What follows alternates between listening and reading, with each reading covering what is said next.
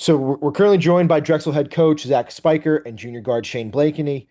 Coach Spiker enters his 10th season and led the Dragons to their fifth consecutive winning season with an 18 and 15 record, marking the first time the program has done that since the early to mid 90s. Blakeney is looking to take his game to the next level after averaging 7.5 points and 3.6 rebounds per game last season. Coach, you bring back a handful of returners. Shane is one of them. Talk about the importance of having some of those guys that know your system and are able to come back and play for you. Yeah, Dylan, I think continuity is king right now. I think we all want, and people get caught up in the excitement of the portal and how the rosters can change. And, it's a little bit of modern day free agency. But, consistency wins too, right? And continuity wins. And I think in the last 3 seasons, we've had as little a turnover as anybody in our league. 2 years ago, we had our entire roster come back. This year, we had 9 players return.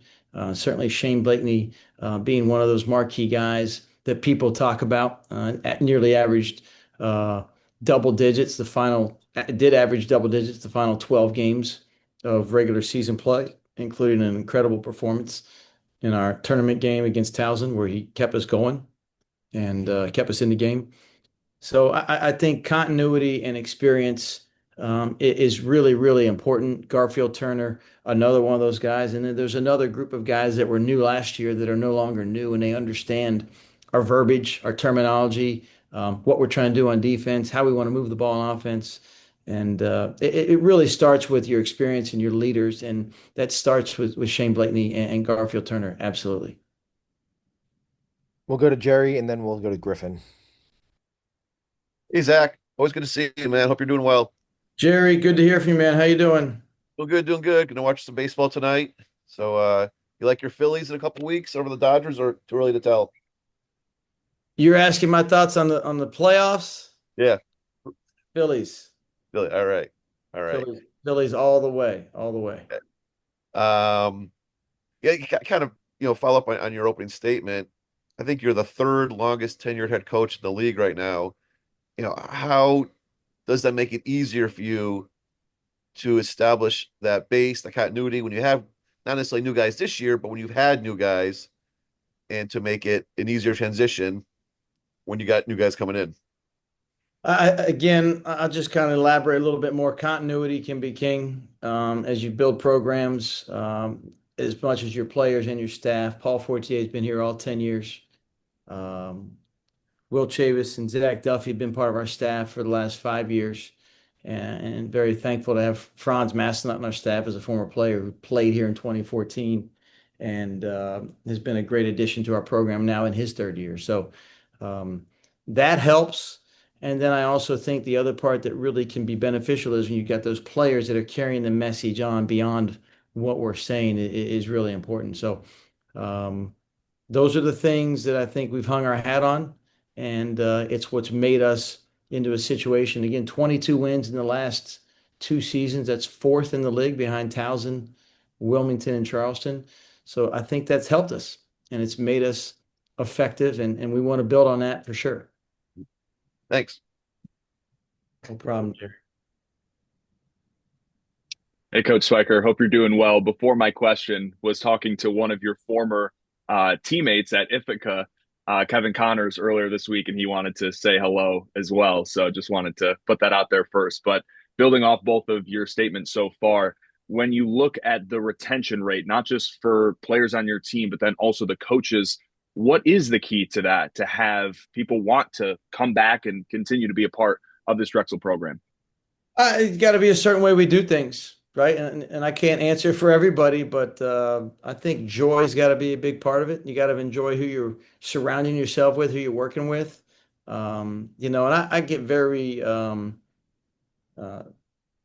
proud of that number and that continuity when this world is that we're living in is so transactional that people choose to come back. And I want to talk and brag a little bit about Shane Blakeney because Shane Blakeney could be in the portal. Shane Blakeney could have gone and, cashed in, if you will, on some opportunities and chose to come back. And um, those relationships hopefully made a part of that decision. And then I think Shane and I he may talk about this or not, but I mean the evolutions we've had in our relationship from that first recruiting visit to now. There's some amazing stories, but most importantly, I was on a recruiting trip in South Carolina a few weeks ago, and I stopped by to see Shane and his family, and that was just as enjoyable as any other interaction I've had with Shane and being with him and in his house and talking to him. And I would argue that those relationships and authenticity of what we're trying to do to develop our guys is a reason why our coaches and our players have chosen to be around. And listen, Drexel is an awesome place to be in Philadelphia. It's the best city for college basketball in America. It's a hot time right now with the Eagles and Phillies. And you're also talking about the best school for experiential learning in America with our co-op program and the internship programs that we have and offer and will continue to offer. It's really the academic sweet spot and the best of both worlds for people who want a high academic degree, who want to compete at a high level in the CAA. It's the perfect spot. We'll go to Kareth and then Delonte. Thanks a lot, Dylan. Hey, this question is for Shane. Hey, Shane, nice to see you. Just want to kind of jump off of what Coach said about you wanting to return when you had other options. What was it about coming back? I know that you played in every game last year, came off the bench, had some good minutes, but now that you have more of a role, was that sort of the impetus of why you wanted to come back this year because you saw your role growing? Or I guess what was it that made you want to, obviously return with the team this year? I think role had a part in it, but I mean, I was very effective last year. Had a lot of minutes, a lot of time out there on the court. So a lot of things that I kind of went through last year just let me know and re-solidified everything I had been feeling when I decided to come to Drexel. Good coaching staff, good culture, and I wanted to be a part of that another year. I really appreciate our coaches, players that decided to come back, and the players that were looking at recruiting. So just kind of just staying to finish what I started was the biggest thing. Thanks, Shane. Delonte, I'll turn it to you for the last question. Good afternoon, good afternoon, Coach. And I was just wanted to ask about, I know you preached on the continuity, but could you talk a little bit about the newcomers and what we can expect from these guys coming in to as far as contributing to the culture and some of the winning ways that you've had?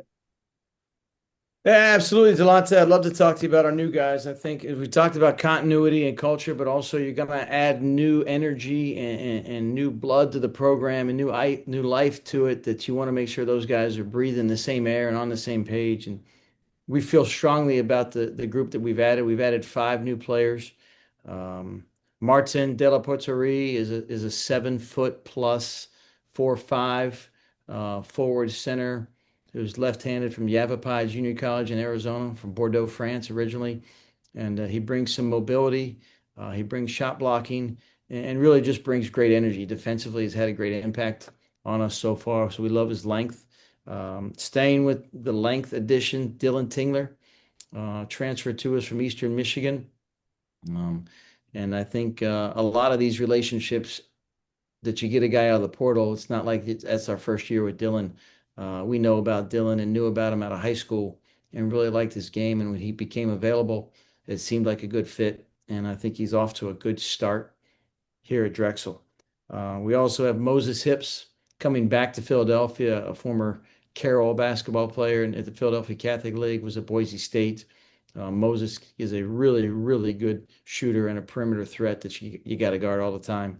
And then I think one of the more dynamic personalities on our roster right now is Eli Beard, who came to us from Mary Hardin Baylor, Division III school in Texas. And we were able to find Eli and find a way for him to get to Drexel. And he has had great energy. He wants to win. End of story. He wants to win. He's about winning, whatever that role is. And we love his energy. And then Ignacio Campoy is joining us from Spain as an international player. We've got five international players in our program, and we're excited to add Ignacio to our roster as well. So those are new guys. They all really have a good feel for the game and know how to play, and I think that's something that will benefit. Thanks, Coach. No All right, problem. guys, we appreciate you taking time today. The Dragons will begin their season on November 3rd when they welcome Widener. Guys, looking forward to a great year from you, and we appreciate you taking time today. All right, guys. Thank you. Take care.